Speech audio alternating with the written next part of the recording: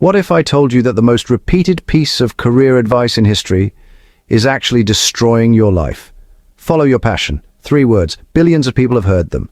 Commencement speeches, Instagram quotes, self-help books, your parents, your teachers. Everyone tells you, find your passion and you'll never work a day in your life. But here's what nobody tells you. Most people who follow this advice end up broke, bitter, and more lost than when they started. I know that sounds harsh, maybe even offensive, but stay with me, because what I'm about to share with you will completely transform how you think about work, success, and fulfillment. Cal Newport, a computer science professor at Georgetown University and best-selling author, said something that made the self-help industry lose its mind. Follow your passion is terrible advice. And you know what? He's absolutely right. Before you click away, let me be clear, but this isn't about giving up on happiness. This isn't about settling for a miserable existence. This is about understanding a fundamental truth that could save you decades of frustration, financial struggle, and existential crisis. By the end of this video, you'll understand why passion is overrated, how rare skills create fulfillment, and the exact framework for building a career you actually love, without chasing some mystical calling that may not even exist. And listen, if you're in a rush right now, don't skip around. Don't jump to the end. Instead, watch at 2 times speed if you need to, but catch every single section.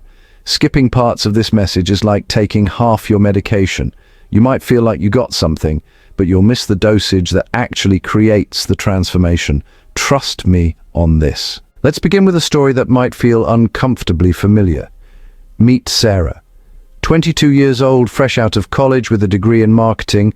Like millions of graduates, she sat through commencement speeches telling her to find her passion and do what she loves.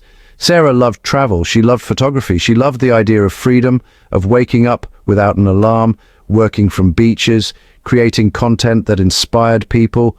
So she did what everyone said. She followed her passion. She turned down a boring but stable job at a mid-sized firm. Instead, she started a travel blog. She was going to be a digital nomad. She was going to prove that you really could turn your passion into a paycheck. Month 1, exciting. She bought a nice camera, created social media accounts, started planning her first trip. Month 6, concerning. Turns out thousands of people already had travel blogs. Her content wasn't getting traction. She was running through her savings. Month 12, devastating. Sarah was back in her childhood bedroom, drowning in credit card debt with a portfolio that had generated exactly $400 in a year. She felt like a complete failure. But here's the thing. Sarah didn't fail because she lacked passion. She didn't fail because she was lazy or didn't want it badly enough. Sarah failed because she followed a fundamentally flawed philosophy. She assumed that passion comes first, then skill, then value, then fulfillment. But that's backwards. If this story sounds familiar, if you've ever felt that sinking feeling of realizing your passion project isn't paying the bills, comment below, share your experience, because you're not alone, and understanding this truth is the first step to changing everything. Let's talk about why follow your passion became the dominant career philosophy and why it's completely wrong. The passion hypothesis goes like this. We all have pre-existing passions just waiting to be discovered. Once we find that magical thing we were meant to do, work becomes effortless, success becomes inevitable, and fulfillment becomes guaranteed. It sounds beautiful. It's also fiction. Cal Newport studied this extensively for his book, So Good They Can't Ignore You, and what he found was shocking. There's virtually no evidence that matching work with pre-existing passion leads to happiness or success. In fact, research conducted by psychologists at Stanford University revealed something fascinating. They studied thousands of workers across dozens of industries and found that job satisfaction had almost nothing to do with whether the job matched someone's passion. Instead, satisfaction correlated with 3 things: autonomy, competence, and relatedness. In other words, people loved their work when they had control over it, when they were good at it, and when it connected them to other people or a larger purpose. Notice what's missing, the magical pre-existing passion. Existing. Here's what actually happens. Passion follows mastery. Think about it. When did you start loving anything you're now good at? Not before you got good, after. You develop passion through the process of becoming skilled, of creating value, of experiencing the satisfaction of excellence. The ancient Stoics understood this 2,000 years ago. Marcus Aurelius, the philosopher-emperor, didn't wake up passionate about governing the Roman Empire.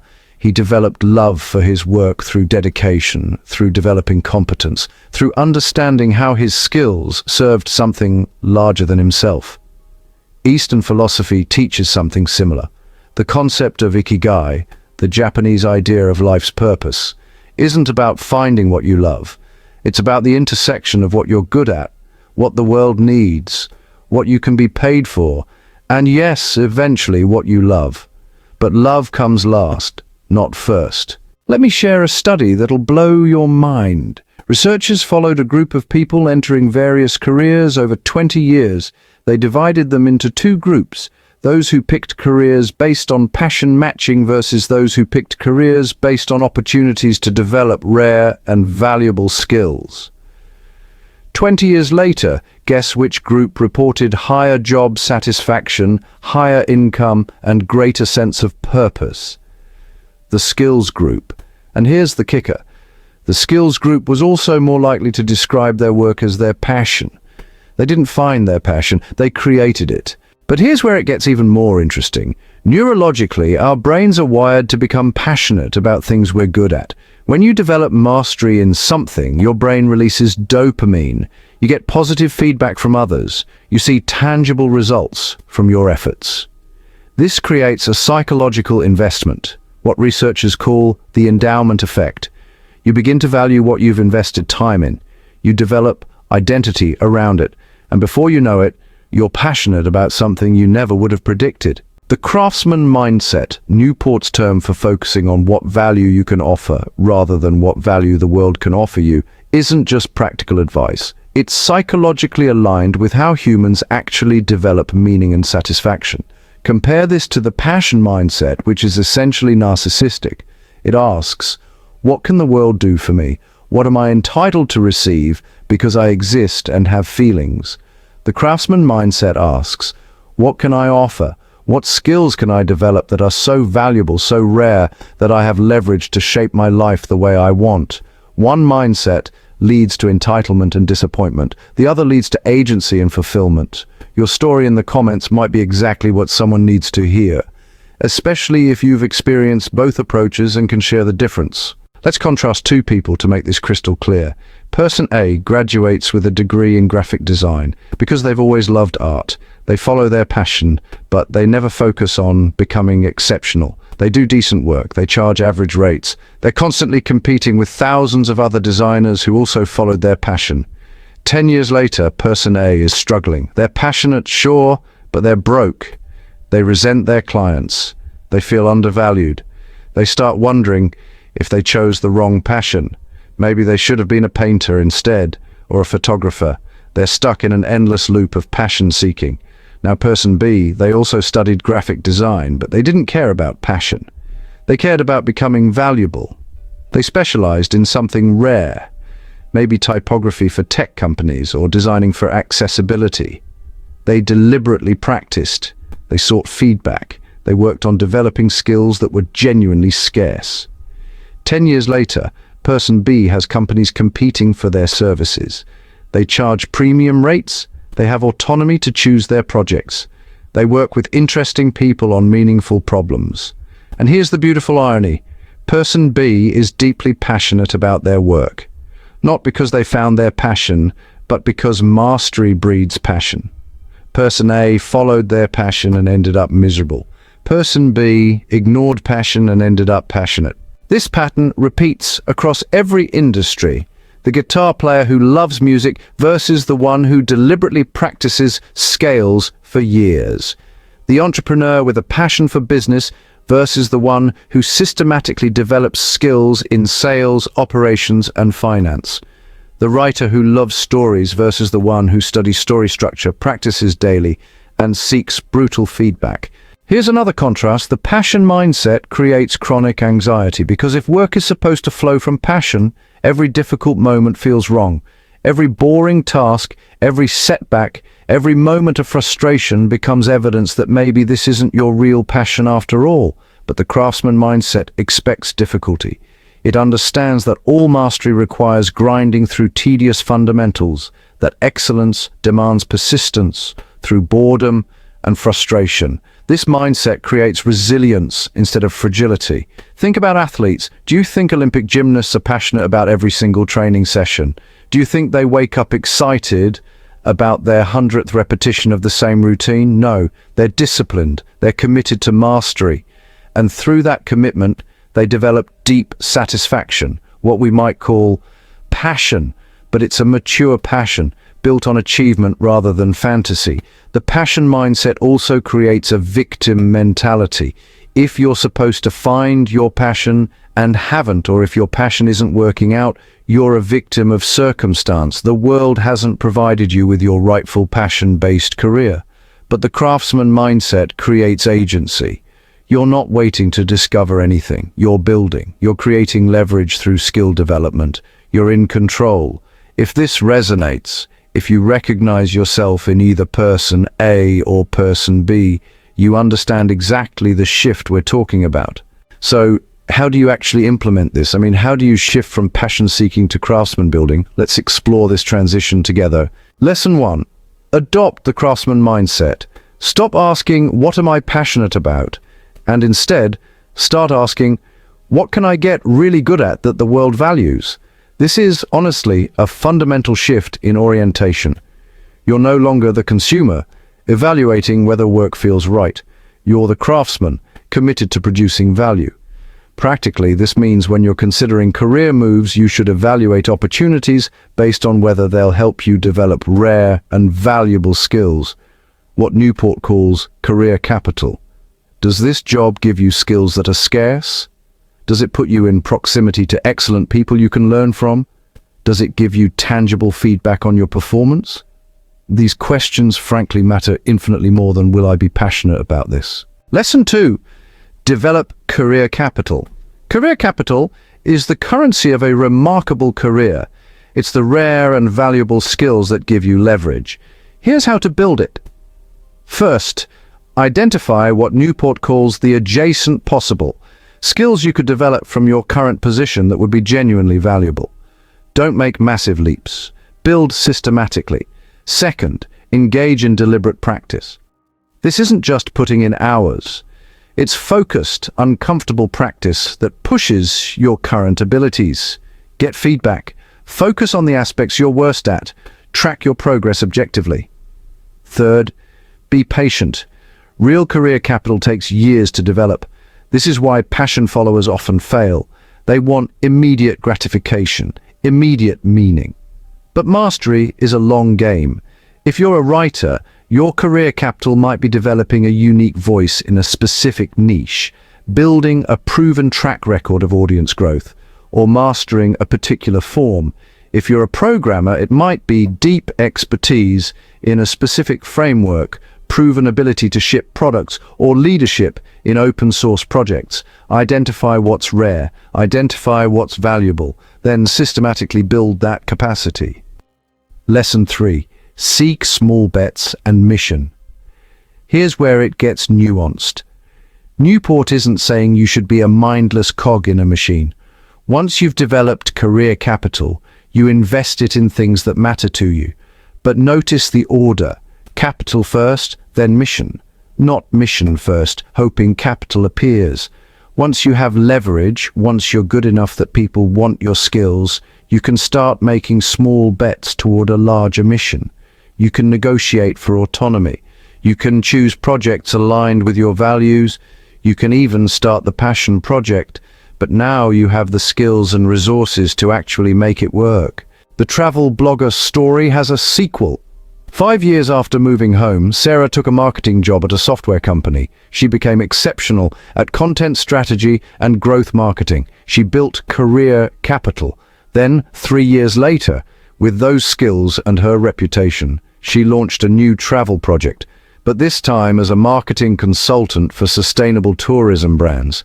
She combined her developed skills with her interest in travel, Now she works remotely, travels frequently, and makes six figures. Same person, same interest in travel, but completely different approach and completely different outcome. Lesson 4. Embrace the discomfort of mastery. Excellence is uncomfortable. If you're always comfortable, you're not growing. The craftsman mindset means accepting that most days won't feel magical. Most work will be challenging, frustrating, sometimes boring. That's not a sign you're in the wrong field. That's a sign you're actually getting better. Think about it. If you're learning a new language, the most growth happens when you're struggling to construct sentences, when you're making mistakes, when it feels hard. The same is true of any skill development. Stop evaluating your career based on whether each day feels passionate. Start evaluating based on whether you're developing skills that compound over time. Lesson 5. Control and mission trump passion. Research is clear on what actually creates job satisfaction, control over how you work, and connection to something meaningful. But, and this is critical, you can't get these things without career capital first. Autonomy and mission are expensive. You buy them with skills. Want to work remotely? Become so good they can't say no. Want to choose your projects? Become irreplaceable in your niche. Want to feel connected to meaningful work? Develop skills valuable enough that you can be selective. The equation is simple. Career capital leads to leverage, which leads to control and mission, and that leads to fulfillment, not passion leads to immediate fulfillment. This path leads to disappointment. Practically, this means early in your career, prioritize learning over everything. Take the job with the steep learning curve over the job with the better title. Work with the most talented people, even if the project doesn't immediately excite you. Get the reps in. Later, with capital accumulated, you can invest in autonomy and mission. But don't skip steps. Let's bring this home. The follow your passion advice persists because it's emotionally appealing. It suggests there's a perfect career out there just waiting for you to discover it. And once you do, everything clicks into place. It's a romantic fairy tale, but life doesn't work like fairy tales. The truth is harder. The truth is less comfortable, but the truth is also more empowering. You're not waiting to discover your passion. You're building it. Every day you show up and do deliberate practice. Every day you stretch your capabilities. Every day you create value in the world. You're constructing the career and the passion you want. Cal Newport was right. The passion hypothesis isn't just wrong, it's actively harmful. It's created a generation of people chronically dissatisfied, constantly searching, never building. But you don't have to be one of them. Here's what I want you to take from this. Stop asking what the world can do for you. Start asking what you can offer the world. Not in some abstract, noble sense, in a practical, skill-building sense. What can you become excellent at? What rare and valuable abilities can you develop? What career capital can you systematically accumulate? These aren't sexy questions. They don't fit on an inspirational Instagram post, but they're the questions that lead to actual results. Think about the people you most admire, the ones with careers that genuinely inspire you. I guarantee if you look closely, they didn't find their passion. They built their craft. They developed rare skills. They created so much value that they earned the right to autonomy, to mission, to work that feels meaningful. They reverse-engineered passion through mastery. And here's the beautiful paradox at the heart of all this. When you stop seeking passion and start building competence, you often discover passion you never knew existed. The guitarist who grinds through technical exercises discovers a love for music theory. The programmer who masters fundamentals discovers a passion for elegant code architecture. The marketer who develops analytical skills discovers genuine excitement about human psychology. Passion isn't a lightning bolt from heaven, it's a fire you build, carefully, deliberately over years of committed work. So let me ask you, what if you stopped waiting? What if you stopped searching for the perfect passion and started building real skills today? What if you gave yourself permission to be mediocre at first, knowing that mastery, and eventually passion, comes from the other side of persistent practice? What would your life look like 5 years from now if you adopted the craftsman mindset starting today? I'll tell you what it would look like. You'd have career capital, you'd have leverage, you'd have options, you'd have autonomy, and you'd probably have passion too, real passion, earned through excellence, not conjured through wishful thinking. The passion seekers will still be searching, still feeling lost, still wondering why their dreams haven't materialized. But you'll be working in a career you built deliberately, one that gives you control, connects you to meaning, and yes, fills you with genuine enthusiasm. Not because you found your passion, because you created it. Now, if you've made it this far, you're serious about transformation. You're not here for comfortable lies. You're here for uncomfortable truths that actually work. So here's what I want you to do. First, hit that subscribe button. This channel is about real wisdom, the kind that changes lives, not the kind that just feels good. If you value content that challenges conventional wisdom and gives you actionable frameworks, you belong here. Second, share this video. Share it with that friend who's been finding themselves for the last 5 years. Share it with the recent graduate who's paralyzed by possibilities. Share it with anyone who's been sold the passion lie and needs to hear the truth. Third, and this is most important, take action today. Identify one skill you could develop that would be genuinely valuable, not what you're passionate about, not what sounds fun, what would create real career capital. Then commit to deliberate practice. 30 minutes today, same tomorrow, same next week. Small, consistent, uncomfortable practice toward mastery. The passion followers are waiting for inspiration. You're going to build competence. And 5 years from now, when you're working with autonomy on meaningful projects you're genuinely passionate about, you'll remember this moment. You'll remember that you chose the harder path, the truer path, the path that actually works. Comment below with the one skill you're committing to develop. Make it public, make yourself accountable, and watch how many other people are on the same journey. Your story in the comments might be exactly what someone needs to hear to start their own transformation. Cal Newport was right, following your passion is terrible advice. But building your craft, developing rare and valuable skills, creating career capital and investing it in autonomy and mission, that's not advice, that's a blueprint, and it works every single time. Now go build something remarkable. Not because you're passionate about it, because you're committed to becoming so good they can't ignore you. The passion will follow. It always does.